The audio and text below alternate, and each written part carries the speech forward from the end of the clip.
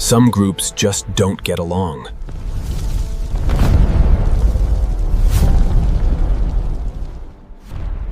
Every day, billions of soldiers fight a merciless war on thousands of fronts.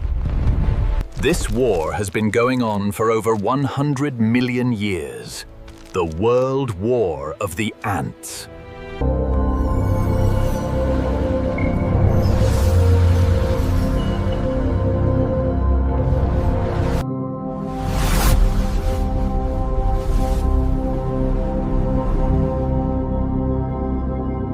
Ants are ancient beings, arising around 160 million years ago. They successfully took over diverse ecological niches, becoming dominant animals on Earth. Today, there are over 16,000 species, with more than 10,000 trillion individuals. Collectively, ants alone make up 20% of the entire animal biomass on land. Similar to humans, their recipe for success is collaboration. While a single ant is pretty useless, together they achieve stunning feats. They construct complex colonies, care for livestock, pursue agriculture, and form symbiotic relationships. And of course, ants engage in intense rivalry. Even among the same species, competition is pretty common. Skirmishes, raids, and full-on invasions happen daily, causing millions of casualties. Let's look at some of the most interesting ones in a series of videos. In this one, the army ant, a swarm made for war. The army ant group consists of about 200 species, living a nomadic lifestyle in groups of millions. On a hunt, some species form large columns up to 100 meters long.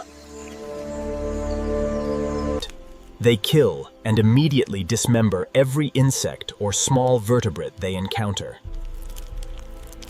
The biggest hunting parties can kill up to 500,000 animals per day.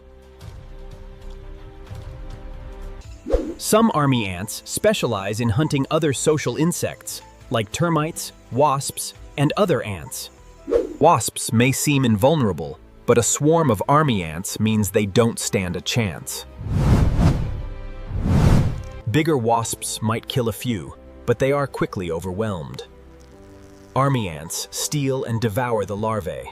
Even if the queen survives, there is no recovery from such an attack. When army ants discover another ant colony, they immediately attack. You might think this would be an even battle, but it's not. Army ants act as a social unit. They are especially dangerous and effective, overwhelming victims with sheer numbers before defense is mounted. Invasions are often won by the attackers, damaging the prey colony significantly. The prey colony is either significantly damaged or completely exterminated. Interestingly, army ants don't fight army ants. They either pass through or move away. This makes evolutionary sense. Hyper-aggressive army ants likely eradicated themselves long ago. Other ant species had to specialize to survive. Many panic and evacuate their nests. They carry as many larvae as possible to return and rebuild after the attack. Other species invented living bunkers, as fighting is futile. They have worker classes with big square heads. When army ants show up, they block entrances to their nests, forcing attackers to give up. Not everyone is afraid of army ants. Leafcutter ants form complex societies. They live in extensive nests, meters deep, harboring millions of citizens with a sophisticated division of labor. Like huge soldiers, 100 times more massive than a worker. Their purpose is to defend. Their sole purpose is to defend their colonies against army ants. They still have a nemesis, though. The army ant species Noma myrmex esenbeckii's diet consists mostly of other ants' larvae. Compared to other army ants, they have a more robust soldier caste. They successfully attack mature leafcutter colonies. When they find a leafcutter colony, hundreds of thousands attack in a long column.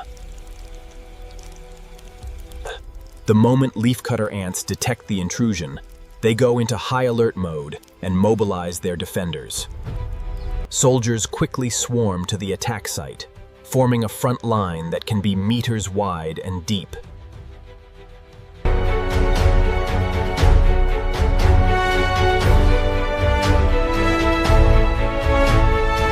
Leafcutter soldiers go head-to-head, locking onto army ants and trying to cut through their heads. Smaller leafcutter workers help by grabbing the enemies, assisting the soldiers in the fight.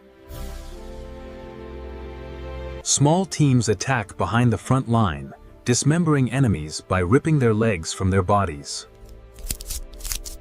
The attackers, meanwhile, swarm their victim soldiers and sting them to death in a mob. Despite the powerful defense and determined response, the army ants are still superior in numbers. Without knowing if the battle can be won, leafcutters prepare for the worst. Workers rush to create barricades and seal off as many entrances as possible to secure their brood.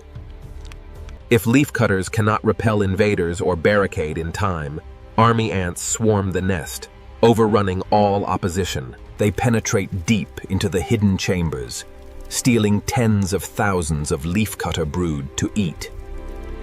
Army ants steal tens of thousands of the leafcutter's brood to eat them.